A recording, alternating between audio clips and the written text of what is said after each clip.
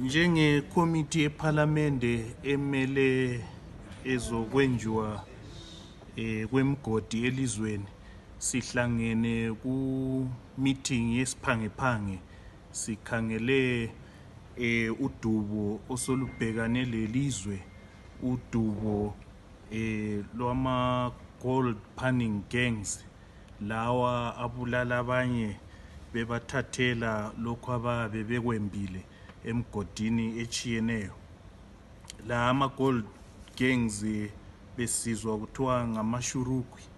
Ikhomithi ikhathazekile kakhulu ngalokho, so sivumelane ukuthi njengekhomithi iphalamende elimele abantu beZimbabwe, kasi hlungeni sikhangeleni ukuthi kade vele kusukela ngaphi lokhu okwaMashurugwi.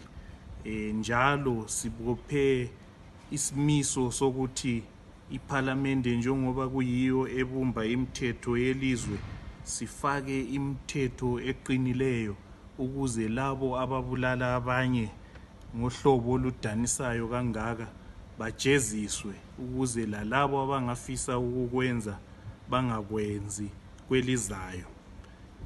Ikhomithi iye yavumelana ukuthi izanxusa